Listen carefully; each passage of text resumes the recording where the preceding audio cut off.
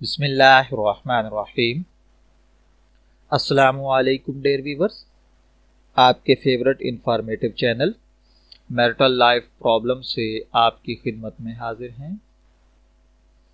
گزشتہ کئی دنوں سے ہم اپنی میرٹل لائف کو خوشگوار بنانے کا فن سیکھنے کے لیے مختلف موضوعات پر مختلف ویڈیوز بناتے چلے آ رہے ہیں۔ آج اسی سلسلے کو آگے بڑھاتے ہوئے ہم جس موضوع پر گفتگو کر رہے ہیں وہ ہے مردوں کے شانہ بشانہ عورتوں کا کام کرنا۔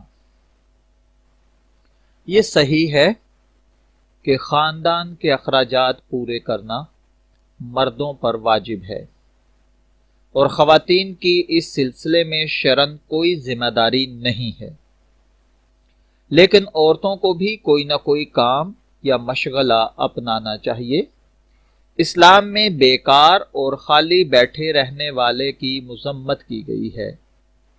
انسان ضرورت مند ہو یا آسودہ حال، اس کو کسی نہ کسی کام اور مشغلے میں لگا رہنا چاہیے اور اپنے وقت کو بیکار اور بے مصرف برباد نہیں کرنا چاہیے، بلکہ کام کرے اور دنیا کو آباد کرے۔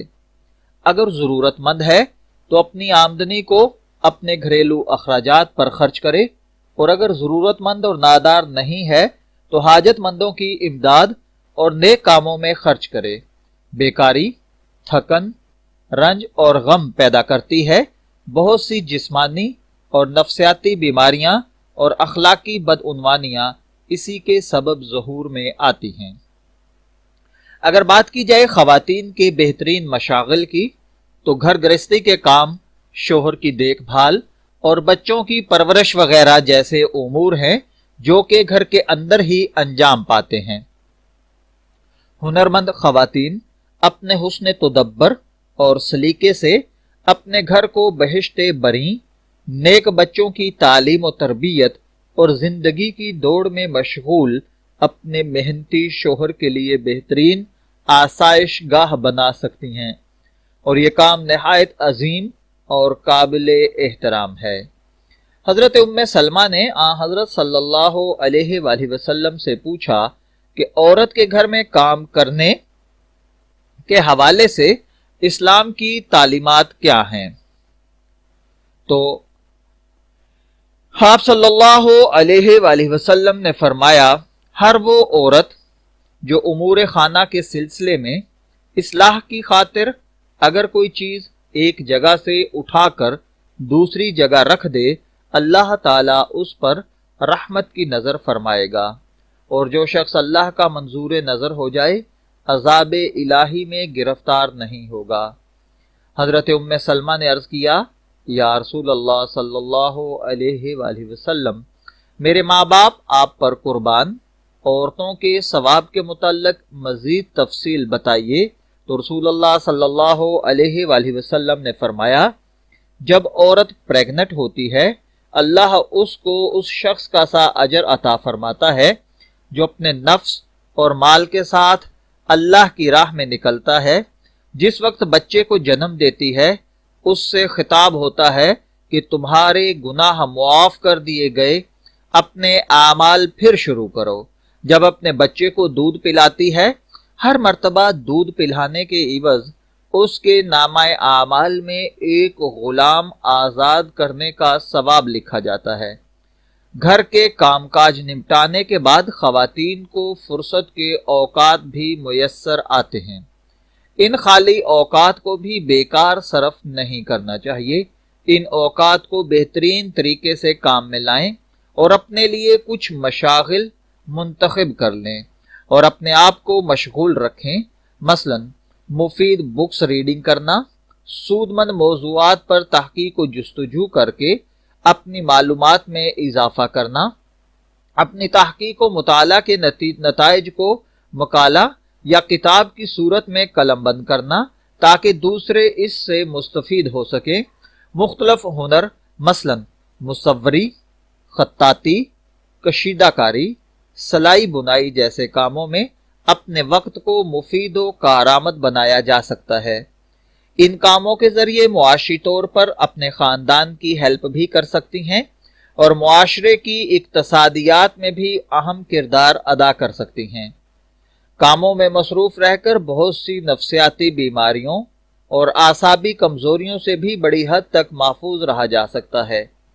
جناب رسول اللہ صلی اللہ علیہ وآلہ وسلم فرماتے ہیں، اللہ اس بندے کو، اس مومن کو جو ایمانداری کے ساتھ کسی پیشے یا کام میں مشغول رہتا ہے، پسند فرماتا ہے۔ بہرحال یہ چیزیں خود خواتین کے حق میں ہیں کہ کسی نہ کسی کام یا مشغلے میں مصروف رہیں، اور ان کے لیے بہترین کام وہ ہیں جنہیں گھر کے اندر انجام دے سکیں، تاکہ امور خانہ داری اور شوہر اور بچوں کی دیکھ بھال بھی اچھی طرح اور آسانی کے ساتھ کی جا سکے۔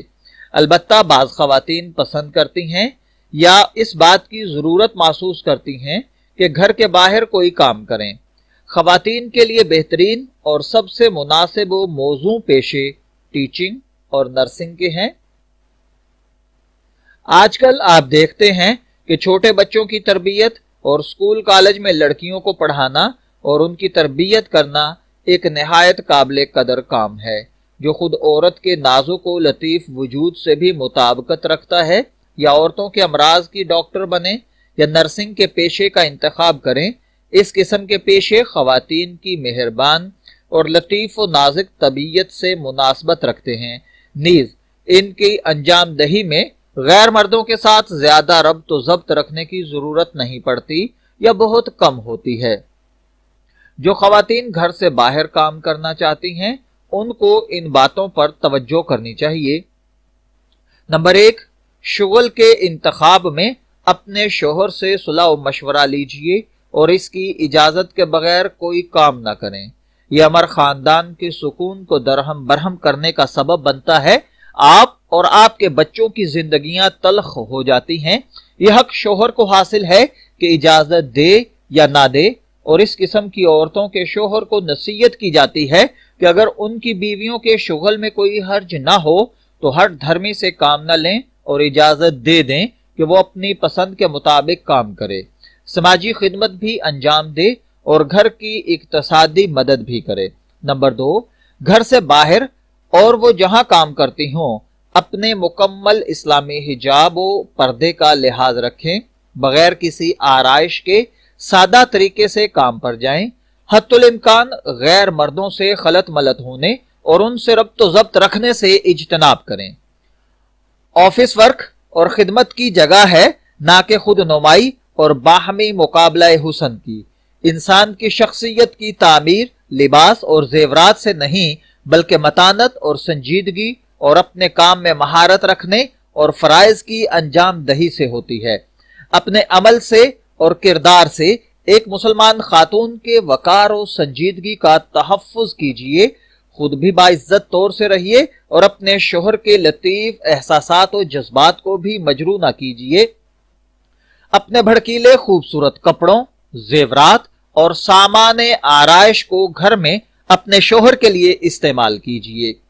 جب آپ گھر سے باہر کام کرتی ہیں، اسی کے ساتھ آپ کے شوہر اور بچے آپ سے یہ بھی توقع کرتے ہیں کہ خانہ داری اور شوہر اور بچوں کے کاموں سے آپ غفلت نہ برتیں۔ اپنے شوہر کے تعاون سے گھر کی صفائی، کھانے پکانے اور برتنوں اور کپڑوں کی دھلائی اور گھر کے دیگر کاموں کا انتظام کیجئے اور مناسب مواقع پر سب مل کر ان کاموں کو انجام دیجئے۔ آپ کے گھر کا انتظام اور دوسرے لوگوں کے گھروں کی مانند بلکہ ان سے بہتر طریقے سے انجام پانا چاہیے۔ گھر کے باہر کام کرنے کا مطلب یہ نہیں ہونا چاہیے کہ گھر کے کاموں کو آپ ہاتھ نہیں لگائیں گی اور آپ کے شوہر اور بچے پریشان رہیں۔ گھر آپ کی آسائش گاہ ہے اور اپنی آسائش گاہ کی جانب سے غفلت نہ برتیں۔ کام کرنے والی خواتین کے شوہروں کو بھی میں نے یہ نصیحت کرتا ہوں کہ گھر کے کاموں اور بچوں کی پرورش میں اپنی بیویوں کے ساتھ لازمی طور پر آپ ہیلپ کیا کریں۔ ان سے اس بات کی توقع نہ کریں کہ نوکری بھی کرے اور گھر کے کام بھی اکیلے ہی انجام دے۔ اس قسم کی توقع کرنا نہ تو شرعاً ہی جائز ہے اور نہ ہی انصاف پسند ضمیر اسے گوارا کرے گا، اور نہ ہی میٹل لائف کے اصولوں اور محبت و وفاداری کی روح سے یہ جائز ہے۔ इंसाफ का तकाजा तो ये है कि घर के कामों को आपस में बांट लें, उनमें से हर एक हालात और वक्त की मुनासबत से घर के कामों की जिम्मेदारी ले और इसे अंजाम दे। अगर आप बच्चे वाली हैं, बच्चे को या तो नर्सरी में दाखिल कीजिए या किसी काबिले एतबार और एतमाद हमदर्द मेहरबान शख्स के पास छोड़कर अपने काम पर जाइए। बच्चे को घर या कमरे में तन्हा छोड़कर काम पर जाना बेहद खतरनाक काम है। मुख्तलिफ एहतमाली खतरात के अलावा तन्हाई में बच्चा डर सकता है और साइकोलॉजिकली पेशेंट बन सकता है। अगर आप नंबर 5 पर हम बात करें तो अपने पेशे को तब्दील करके दूसरा काम इख्तियार करने की जरूरत महसूस करती हैं तो अपने शोहर से जरूर मशवरा करें और उसकी इजाजत और राय से काम कीजिए। अगर वो मुआफकत ना करे तो इस काम को इख्तियार ना करें, वो मुआफकत करे तो कोशिश कीजिए कि ऐसे काम का इंतखाब करें जिसमें गैर मर्दों से कम राबता रखना पड़े, क्योंकि ये चीज ना तो आपके ही हक में सूदमंद है और ना ही समाज की। मैं दुआ गो हूं कि अल्लाह ताला हमें इन बातों को समझने की और उन पर अमल करने की तौफीक अता फरमाए। इजाजत चाहेंगे, फिर मिलेंगे किसी नए मैटल प्रॉब्लम के साथ। तब तक के लिए अल्लाह हाफिज।